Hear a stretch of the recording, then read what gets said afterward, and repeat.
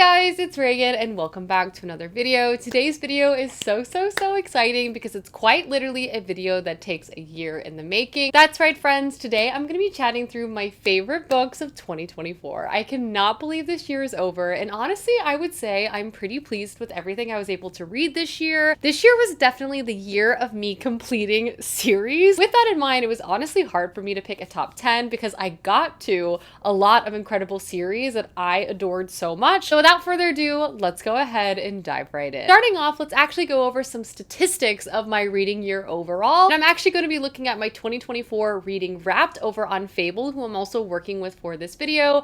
I love Fable dearly. All-in-one platform for readers to track their books, build their reading habits, and also engage online with community. I actually run my own book club over on Fable, and if you guys want to join and read along with me next year, I will have that link down below. It's so much fun. But they also do this amazing thing called Reading Wrapped. It basically consolidates all of your reading information and makes all these really fun graphics that you can look through and enjoy. So I thought, let's go through mine together. So starting off, let's go through some of my specific statistics. I was able to complete 81 books this year. I was hoping for 88, but 81 is not too bad. But let's go ahead and jump into my wrapped itself. So my winter reading was very fantasy heavy, and honestly some of my best books I read this year was during the early parts of 2024. Moving into spring, I started to read a lot of romance, especially in May and June. And then we pivoted back to more fantasy, but a little more mystery, especially moving into the August and September months. And then lastly, we had a combination of romance and epic fantasy to close out the year. Not only because I was prioritizing some of my favorite series, but obviously there was Wind and Truth. I had some hot takes. I hated this book. And I did also fall in love with Emily Henry, so that makes sense. Happy to see that I was in the top 5% of fantasy lovers. Let's see if I can increase that next year. Top 1% of sci-fi.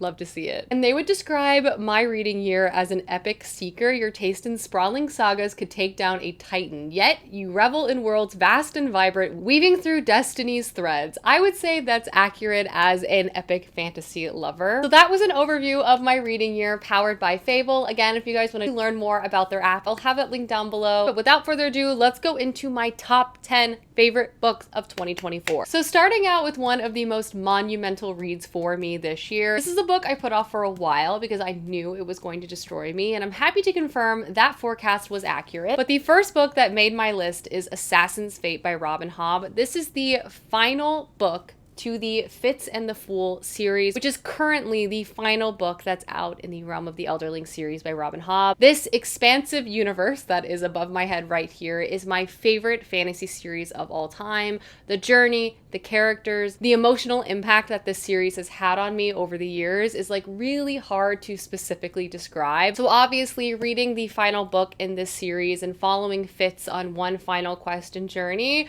was quite emotional for me for a variety of reasons. And Robin Hobb also was not going to let this final trilogy be an easy ride at all. If you're not familiar with the Realm of the Elderling series, it is comprised of 5 specific series, 3 of which follows our main character Fitz, who we watch grow up from a young boy. And so much of this series is centering Fitz and kind of the trauma of being a chosen one. There's so many twists and turns of this plot. There's so many political conspiracies. There's action, adventure, like everything you could possibly want. But the true joy of this series is Fitz and Robin Hobb's character work. You will feel so deeply connected to everything that happens over the course of these books. Have never cried so much in my entire life, like consuming a piece of media. And all that to say is the final book that Robin Hobb put out might be my favorite of the entire saga overall. And I feel like that's not just an impressive feat to wrap up one of my favorite sequences of all time, but I feel like final books are some of the hardest to write. They tend to be the least interesting. There's less plot movements that you can rely on, but Robin Hobb came swinging with this, and it was literally both unputdownable, beautiful, and a perfect way to finish this trilogy. Close out so many different storylines that she has built over the course of 16 books. Honestly, Assassin's Fate was perfect. I would change nothing about this book, about this series, how it concluded. It was beautiful, it destroyed me, but I loved every single page of this. Probably my favorite book of the year, if not one of my favorite books of the year. There's a lot of really good books I read, but this is just like something that is like super significant in like my reading life and journey.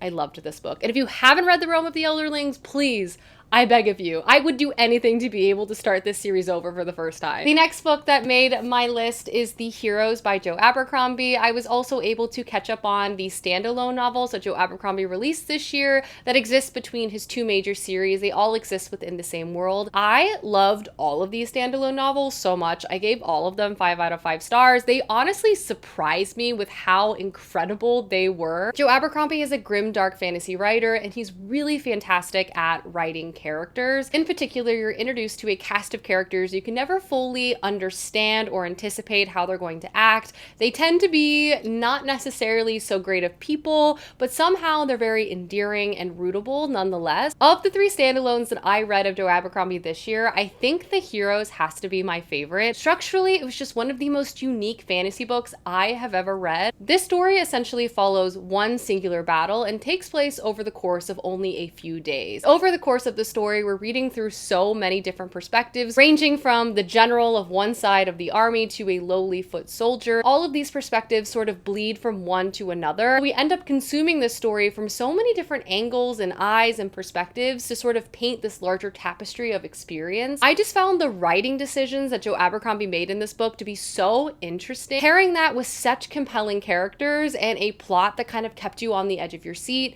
he also did such an excellent job writing combat. He captured both the chaos and senselessness that warfare can bring, but still the moments of warfare were still really clear to read in your own mind. Honestly, I was just blown away by this book. It's probably my favorite Joe Abercrombie book to date, and it's definitely one I want to reread soon. Next book that made my list is the Murderbot Diaries by Martha Wells. I read 6 Murderbot books by Martha Wells this year and adored every single second of it. Martha Wells somehow has created a series that's full of action and adventure while somehow being like cozy and endearing at the same time. The combination of this just makes such a wonderful reading experience. But the Murderbot Diaries introduces us to our main character, Murderbot, who at the beginning of book 1 is basically trying to exist undercover. Its job is to basically be protection for humans on faraway planets as they mine dangerous materials on behalf of this corporation. Murderbot, though, has hacked its own mainframe in the way that it now has complete control over its own life. However, though, at the beginning of book 1, it's still just trying to pass that it's a regular old robot, nothing to see here, but really, Murderbot is depressed. It wants to spend all of its time watching media, its favorite movies and shows. It does not want to interact with humans at all. But over the course of this series, we watch Murderbot like begrudgingly make friends,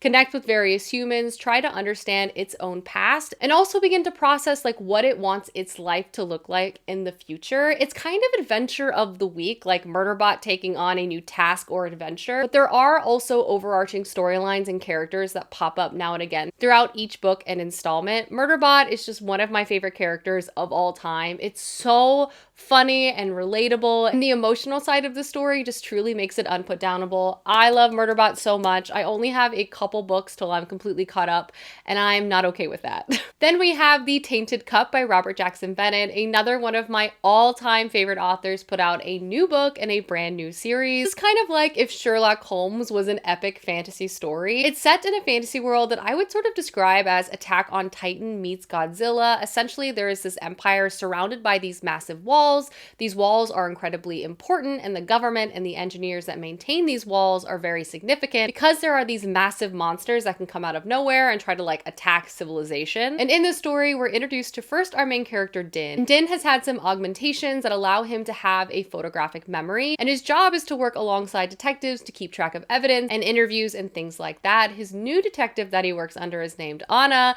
and she is very, very eccentric. She's difficult to work for. She has very strange expectations. At the beginning of this book, they're not really getting along so well. They're also assigned a very unusual case in a far-reaching province where a high-ranking engineer was found dead at this country house with a plant like blooming out of his body. This event sets our characters down sort of a rabbit hole that sort of balloons into this very large conspiracy. This book balances like a really interesting mystery plot line. You never know who to trust and like where the story itself is going. It also has such great characters. The dynamic between Din and Anna is hilarious. I really love seeing their rapport grow as they worked alongside each other more. I could read like 100 books set in this sort of mystery of the week situation. There's a new book coming out in this series soon. I'll definitely be reading it, but I loved this book. Next up, I have Trial of Empires by Richard Swan. This is is the third book to the Empire of Wolf series, which I feel like is one of the most criminally underrated fantasy series of all time. And again, as someone who struggles with final books in fantasy series, I felt like this absolutely knocked it out of the park. This series is set in an empire where the emperor basically rules through individuals called justices, and they basically roam the land and can act as judge, jury, and executioner to various crimes of corruption that kind of pop up in places. We follow one of our main characters, Sir Conrad von Volt, who is considered one of the most powerful justices in all the land, and he also has like magical abilities. But this story is not told from Sir Conrad's point of view, but instead his young female apprentice. She's actually writing this entire series reflectively from the future. And the structure of this series just honestly builds so well on itself. The first book, they're sort of investigating a case of aristocratic corruption, and everything sort of balloons from there. It very much centers like religious horror and just the mystery and the escalation of the plot, as well as the contemplation of like the morality of power, of, like law and government and what is right and fair. I just appreciated all the different dynamics of this series. I loved the cast of characters so much, and I really appreciated that over the course of this series, there was still this sort of intellectual lens alongside like the absolute bananas fantasy stuff that was happening too. It really just stayed true to the spirit of the book. It was funny and engaging. It kept me on the edge of my seat. A perfect final novel in one of my recent favorite trilogies. I will definitely read anything this author puts out. I loved this first trilogy. More people need to read it. The next series I also want to show off is the Expanse series by James S.A. Corey. I'm so happy to say I finally finished this series this year. I read books 6 through 9 over the course of this year, and I would say the 7th book was my favorite overall. This is a very plot-focused space opera series. In the first book, we're basically introduced to our main character, James Holden, who is a ship captain. It's set in sort of a near-future reality where humanity has gone beyond the scope of Earth, and now there are governments on the moon, Mars, and a series of space stations called the Belt. And the galaxy itself is like a tinderbox ready to explode. James Holden, our ship captain and one of our main characters, comes across a piece of ancient alien technology, which sort of sets off a series of events that sort of takes us on quite the wild ride over the course of 9 books. Here's the thing about the Expanse series. It will constantly catch you by surprise. I do not know how the authors of this series was able to keep things so fresh and interesting over so many books. I feel like they were able to achieve this in some ways because of their writing and plotting. Every book had this kind of overarching macro level plot line that's carried through the entire series or continued to evolve over the course of the entire series. But every book also had kind of a micro and specific plot line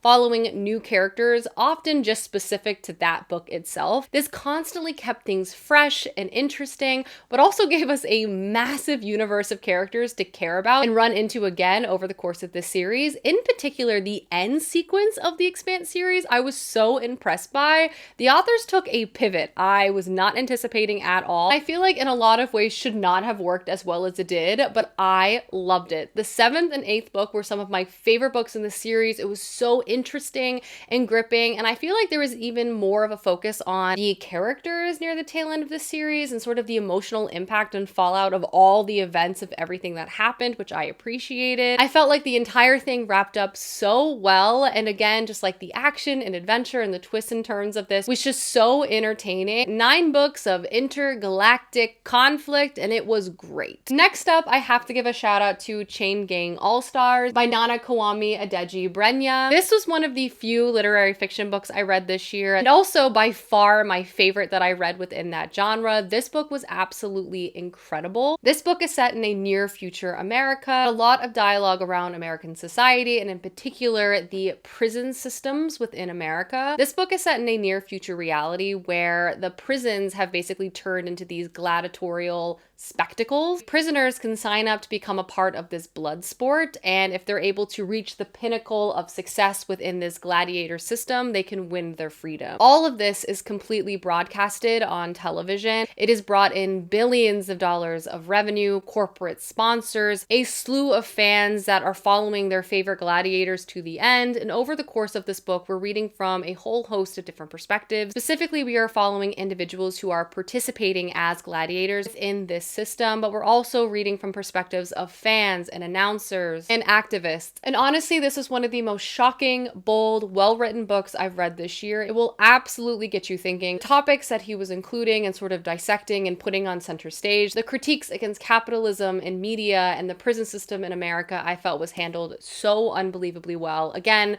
truly one of the best books I read this year. I highly recommend checking out this book if you have not read it already. Another series I revisited and also caught up on this year was the Locked Tomb series by Tamsin Muir, meaning I read Gideon the Ninth for the third time, but also read Harrow the Ninth and Nona the Ninth, and I fell in love with this series. I guess third time's the charm. I always really enjoyed it, but I think just revisiting it and reading the books back to back to back just made me fall in love with this weird, over-the-top sci-fi story that I just feel like works so well. But if you're not familiar, the Locked Tomb series first introduces us to our main character, Gideon, and Gideon lives on this planet called Ninth House. In this world, there are different planets with different, like, necromantic powers and abilities and governments and these types of things. And Gideon has been trying to get off this planet her entire life, and she's always been stopped by her arch nemesis, who is named Harrow, who's also in charge of this planet. However, though, at the beginning of the story, they strike a deal because Harrow is invited to participate in this competition on First House to become an important political figure, but she needs a sword companion to come with her. Enter in Gideon, arrive on First House, and honestly, the story sort of devolves in like this weird locked room murder mystery sort of situation. But here's the thing about this series. It's honestly hard to describe because every book that has been released is so distinct from all the others that are out.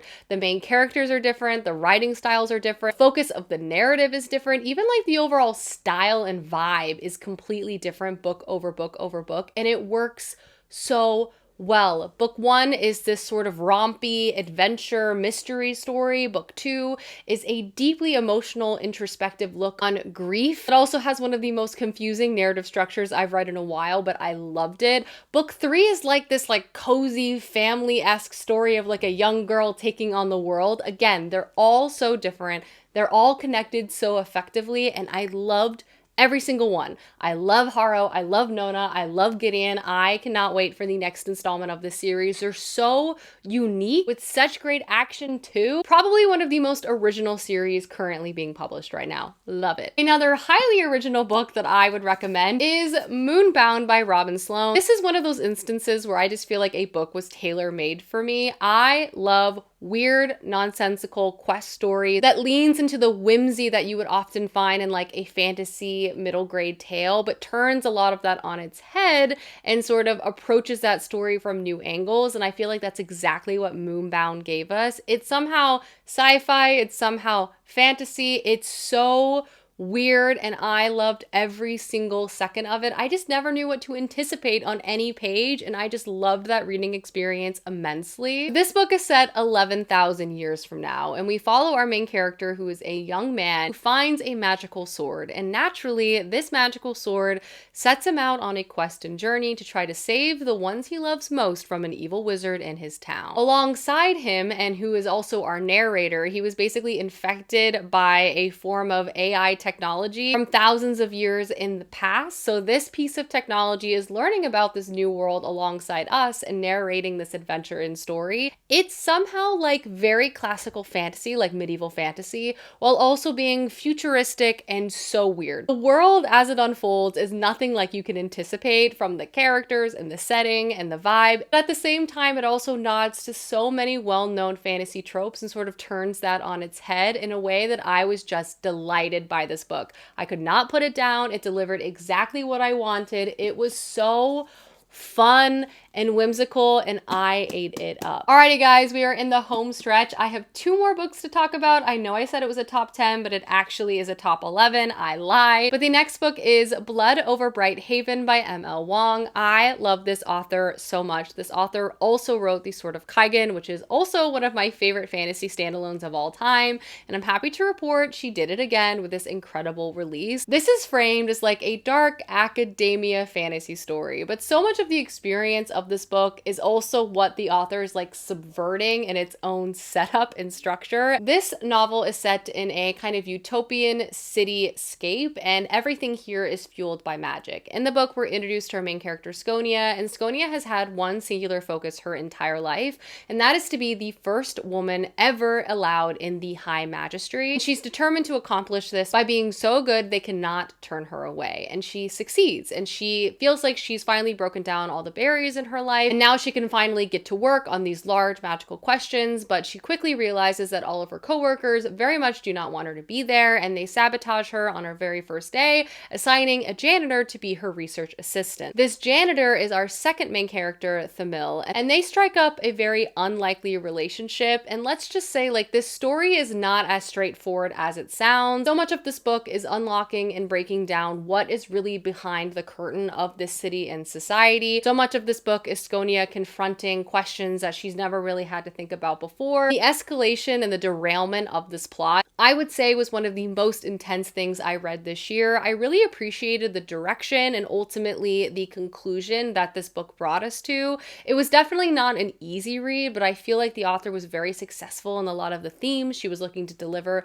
over the course of this novel, and it was honestly really amazing. And then the last book I'm going to show off is the last book I completed for the entire year, and a book I'm still honestly kind of processing everything that happened. And that book is Wind and Truth by Brandon Sanderson. This is the 5th Stormlight novel, also the final book in the first sequence to this epic fantasy series. Articulating how I feel about this book, again, is still very much in the early stages, but honestly, I was really impressed with this 5th installment, and honestly, like, I went in with such high expectations. I was almost nervous that there was like no way that Brandon Sanderson could meet them, but just the characters, the plot movements, just how I was unable to put this massive book down. It was all I thought about for weeks as I was reading it, and I'm just so happy it was worth it in the end. Again, it also had quite a few very emotional moments that I'm still not quite over, but all in all is to say, the 5th book was great, and it definitely is making my favorite books of the year. But if you're not familiar with the Stormlight Archives, it is a massive multi-POV fantasy experience. In it, we're following such a huge cast of characters, but some of them include Kaladin, who is a surgeon turned slave, Dalinar, who is a general of an army, Shallan, who is an academic who is trying to steal from her advisor to save her family, and a whole host of so many different characters that you will get to know and love. And this series itself opens up on a battlefield. Basically, a group of humans have been fighting against another entity for generations in this war of revenge, but this war is sort of transformed into one of commerce, and this group of humans are like very war-centric, so the true meaning has sort of been lost. Over the course of this series, I mean, so much happens. Like, that's just sort of like the opening scenes, if you will, but like the stake of the world and more kind of hangs in the balance, and we watch various characters have to take on the burden of this. I also really appreciate how introspective and emotional this series is, and I feel like that really does so many of our characters such a great service while also making it so painful to read. All that to say is, big fan, Brandon Sanderson. Thank you very much. I feel like I just want to start it all over again, but obviously Wind and Truth had to make my list as well. Alrighty guys, those are my favorite books of 2024. Please let me know down below some of your favorite books from this year, as I would love to know. I'm making my TBR for next year. I hope you guys enjoyed this video, and I will see you soon with another one soon. Goodbye!